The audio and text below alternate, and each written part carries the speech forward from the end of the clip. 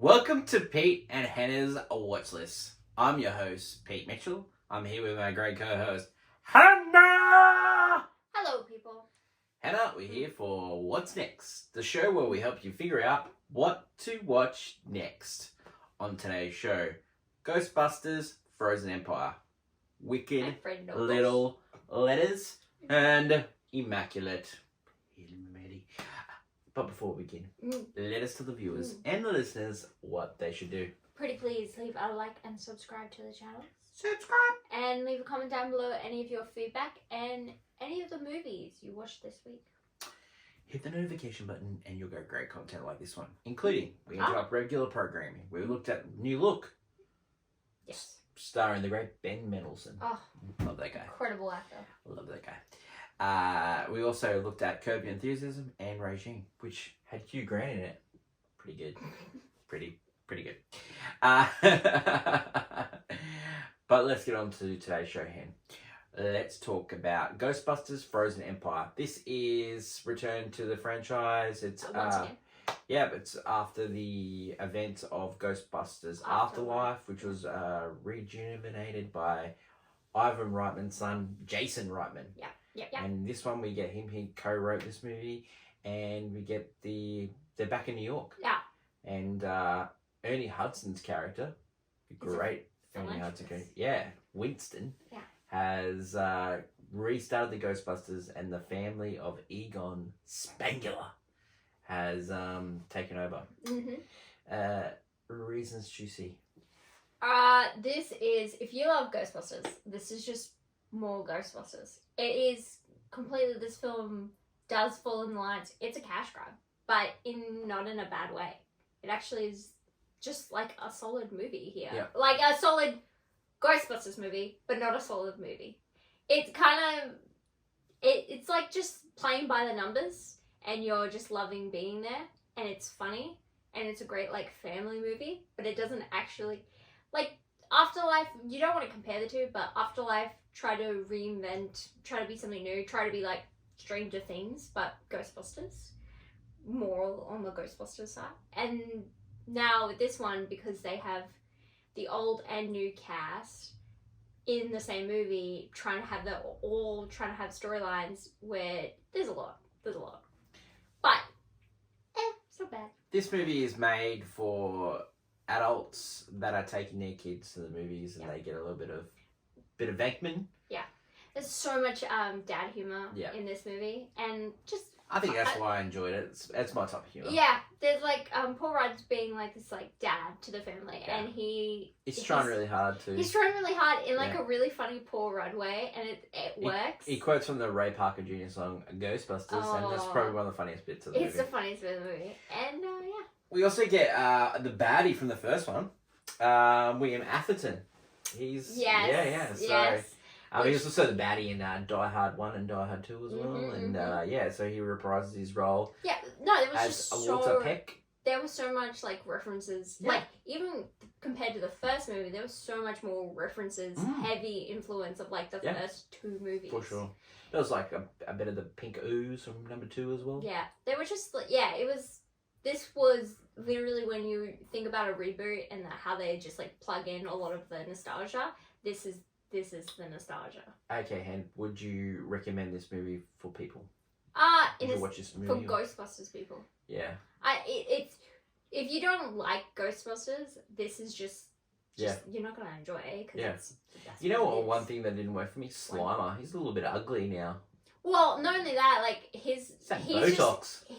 Him and so Finn Wolfhard, who's the brother, he like had a whole storyline in the first movie. This one, he's like a side character. Him and Slimer have this. Yeah, him and Slimer have this like ongoing feud. Love-hate relationship. Yeah, it's not fleshed out. Yeah. A lot of these characters aren't. You're not going to expect if you're going to expect something groundbreaking new to the Ghostbusters franchise, you're not getting it here. Like for me, I would definitely watch it in the movies, and I would say this movie's I played on my phone. Yeah, it's not. I played on my phone. It doesn't break the mold, but it's still not. It's not bad by any means. Just Ghostbusters Frozen Empire is in cinemas everywhere. Next movie that we're going to look at is Wicked Little Letters, which stars the great Olivia Colman and Jessie Buckley. This movie was released in UK cinemas in 2023. We're finally getting in Australian cinemas. And it's coming to US cinemas as well. The elevator pitch is about two neighbours. Yep. One accuses the other neighbour of writing crude and rude letters to her and the other neighbours in the neighbourhood, and then it's the fight to clear one's name. Reasons to see this in?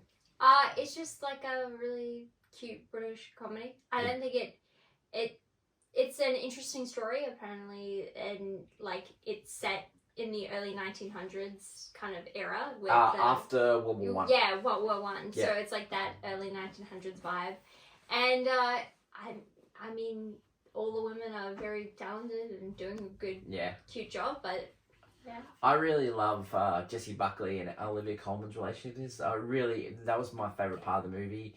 And like it lost its way probably 3/4 through. I thought it was getting it back because I felt the movie had an interesting bit at the start. Then halfway, it was just like nothing was happening because you're waiting for them to start their plans in action. Yep. And so the last bit of it feels a little bit rushed because everyone's kind of the kooky little townspeople. I thought it could have been funnier. I don't think they played. No, I found it funny. I found it funny. It was just they didn't play into the humor, I guess, more. Yeah. All the letters, like because what happens is that Olivia Colman gets all these letters, and then the rest of the town starts getting these letters, and you don't get enough. I need more like reactions or reading of the letters. Olivia Colman is one of the finest actresses we have. She can do it all. She can do drama. She can do comedy. She was in Wonka. She was playing the little cookie villain. She was one of the constables in Hot Fuzz. Yes. Yeah, she's very funny in that as well. And then she was great in The Favourite. Yep. Yeah. Great in the movie The Lost Daughter, which was on Netflix. Yeah. Which was starred Dakota Johnson. Yeah. Directed by Maggie Gyllenhaal. Yeah, it was quite good. Yeah. But she's fantastic in that movie as well. Yeah, Olivia Colman gives great performance in The Father as well with Anthony Hopkins, which he won the Oscar for. Hannah, what do you think people should see this movie? I think if you love your British comedies, I think this is definitely there. But really, it feels like a good like at home streaming movie. Yeah, I agree. You and the parents, like here's something cute. Rating for this one? I played on my phone. Yeah, I wouldn't. It just doesn't come well enough together to give it. I just think this is a cute little comedy. Yeah. 2 stars. Not terrible. It's not terrible. Not it just perfect. Doesn't do anything. And it's if it didn't star Jessie Buckley and Olivia Colman, you probably wouldn't even bother seeing it. But just their chemistry alone, they're really good together. I think they should do another movie together. I thought they were great. They're cute. That was fun. It was fun to see. Wicked Little Letters is now in cinemas. Mm-hmm. Their next movie that I'm going to review today, because I saw it, Hannah, scaredy cat, didn't see it, is called Immaculate, which stars Sydney Sweeney. Yes. Yeah. Tell me about it. She's working with the same director she worked with The Voyeurs, which we did on Thriller Trash, where she and Justin Smith, is it? Justin Smith, you mean the actor? Yeah. They were like looking into someone else's apartment, and they were so that was Voyeurs and Thriller Trash. And so she's working with this guy again. This movie she tried to audition for about 10 years ago. She didn't get the role. The movie went into turnaround, and when she got successful, this is one of the first movies that she picked up and started producing. So she produced it and made it through Neon. It's the elevator pitch. She is a nun. Her church closes. A convent in Italy reaches out to her, brings her across, and she finds out that she is pregnant. Yeah. With the Son of Christ. Yeah. Well. Now, this movie is blasphemous. Oh, of course. It's not condoned by the church. There's a reading of the Hail Mary that you cannot miss. Sydney Sweeney is dialed up to 21 Yeah. of 10. Yeah, yeah. She is going for it all the time. There's some really good jump scares in it. There is a twist adjacent to this movie. It can be gross at sometimes. It's not for the faint of heart.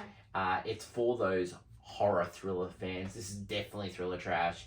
This is the more scary, serious version of the Pope's Exorcist. Yeah. No fun Vespers in this one. Sydney Sweeney, this is what she does. Yeah, I think she's either a rom-com actress or she's a horror actress. Yeah. Yeah. I think, and if she produces and makes them, and does them. I think you can definitely tell that one of her favourite actresses is Jamie Lee Curtis. Yeah. Yeah, there's a little bit of Halloween nod here. There's Yeah. How she likes yeah. it. Yeah, okay. I think there's a bit of Halloween, there's a bit of Exorcist I don't here, mind there's that. a bit of Omen here. Yeah, I don't. Yeah. I think we need to bring back some. Yeah, for sure. The classic kind of actress tropes. So. I think it's definitely a watch in the cinemas because it's such a great watch when you're getting hear the gasp of other people. Like watching this at home when you're by yourself, it's fine. But the gasp of people in the cinema when things weird were happening, I really enjoyed that. Oh lordy! We're going for a 3-peat here. It's all I played on my phones today. Oh yeah. Yeah, because it doesn't reach that. No, it doesn't. Definitely doesn't reach that heights, but it's it's enjoyable enough. It's not. You're not gonna. If you're a fan of Sydney Sweeney, would you go see it? Yeah, well, she's just dialing up like Cassie in Euphoria. That's what she's doing. There's a 5-minute scene where she channels Cassie. Whatever she needs to bring it on, she just does. But yeah, like I can see her making heaps more movies like this. This is her bag. I really do. Yeah, if it does well, I could definitely see she would continue producing this and rom-coms on the side. That's it for today. That's it for What's Next. Hopefully we've helped you figure out what to watch next. Tomorrow we get movie news with the great Hannah, and we also have Clickbait, which is brought to you by Hannah, and we have our new segment, which is Movie Bites. Quick Bites, Movie Bites. So we'll go through the top headlines of the week in the entertainment industry. Thanks everyone for watching. That is my lovely co-host Hannah. Don't forget this week on AFI Top 100, Hannah gets to watch Titanic for the first time. So if you really enjoyed that movie, you can catch it on Disney Plus. Hannah is really liking the fact that we're doing this AFI Top 100 right at the moment. You know what? I know later on there's some good movies Yeah. coming on. But which, by the way, actually some of my favourite movies are really high up on the list. I never realised that. We're going to find out so... What great taste you have, Hannah. Yeah, I know. Later on. But Yeah. we have to get through all the trash now. Thanks everyone for watching and listening. Long live cinema. Yeah. Until tomorrow for movie news, it's bye for now. Bye.